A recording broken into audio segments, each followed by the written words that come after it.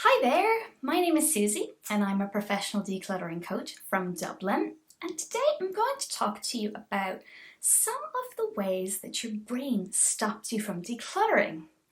Now, I wonder if you've ever thought about that, like how some of the things going on in your head just become a roadblock for you.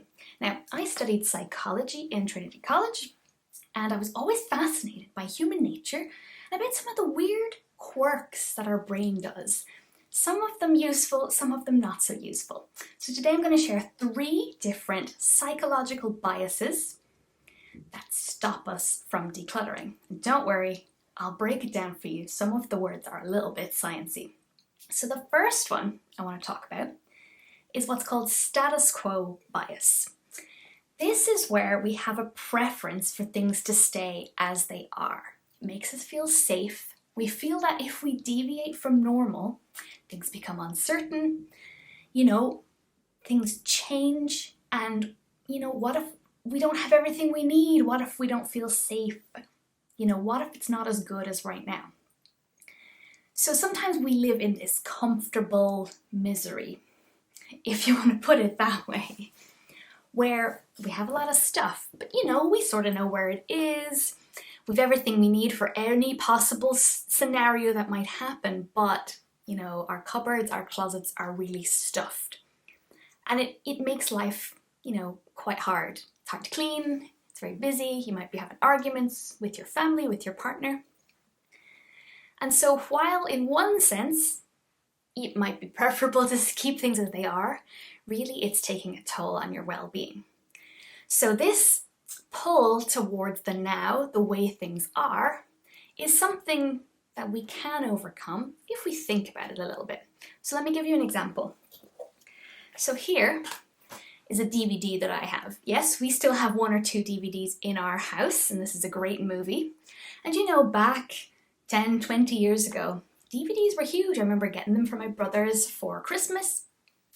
And what it meant was that you had it up on your shelf, ready to go to watch a movie. And it was a little bit like saying, well, this is the kind of stuff I'm into. It's a bit like having books on your shelf. You can kind of show off your personality a little bit. But as we know today, there's Netflix, there's Amazon Prime, there's, really smart TVs. There's so many ways to watch movies without having to actually own a DVD. So we have to think about, is having those DVDs up on the shelf, is it just because that's what we've always done? I'm used to seeing them there, I know where they are, they're maybe organized or not organized, but there's sort of a comfort, there's a normal feeling about seeing them on the shelf. So I would challenge you to pull away from what feels normal and the way things are to make a change. And getting rid of your DVDs might be a really good first step to pull away from that status quo. Okay, so that's bias number 1. Bias number 2 is something called the Endowment Effect. Now, what does that mean? That means that just because we own something means that we have a stronger pull towards it. We actually value things more emotionally, financially, when we own them. And that's kind of an interesting effect. So there were these great guys, psychology economists, who were doing a lot of very groundbreaking work in the 80s and 90s. And one of the experiments they did involved mugs. So what they did, one of the most famous experiments was they got a group of people into a room.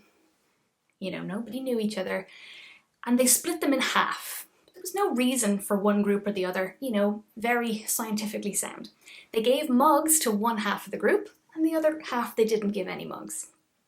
The people who had the mugs, they had to ask, or they had to think about, how much would I sell this mug for? And the group who didn't have the mug, how much would I be willing to pay for the mug? Now there was quite a discrepancy between the two, because a mug, it's, certain people really love mugs, and that's great. But it was a very kind of normal object. And what they found, there was a great difference between the willingness to pay and the willingness to sell, like how much money you would need to do that. And the people who had the mug, just because they were given it, they owned it now, they required a lot more money to sell it. And they repeated this experiment with lots of other things, pens, with tickets to events, with loads of different things, and they found that there's just this ownership bias. So how do we break away from this? This feeling like, but it's my stuff. This is the sort of the pull towards our things. One way is to imagine them in a different light. So if I have my mug here, which I do like very much, if I was to see this on a shelf in a shop, would I buy this mug again today? Regardless of your financial status or anything like that, would you want to buy this mug? So imagine it there on the shelf. Would you pick it up and go, yeah, I'd really like to have that? And it shifts the feeling. So you have it at home, it's just always been there. It's my mug, versus I'm seeing it there on a shelf in a shop. Maybe I've just met it. Would I want to buy it again? And that shifts. It sort of shakes up our psychology to think, do I really, really want this? Or is it just because I already own it? And then we can beat our brains, which are trying to keep us tied to our stuff. Okay. Tip number 3, third psychology principle, is the planning fallacy. Now, this is something that even psychologists who know about this still perform on a regular basis. What it means is that when we make a plan, we look into the future and we're very, very optimistic about what we can achieve in the time we have. Almost like putting the blinkers on and not thinking about all the other crazy stuff that has to go on in normal everyday life. So you may have had the situation where you have, it's half-term break, the Christmas holidays, something like that, and you go, brilliant. I'm going to get so much done, whether it's studying, whether it's cleaning out the garage, decluttering your closet, I'm going to get so much done. Maybe you felt like that about lockdown.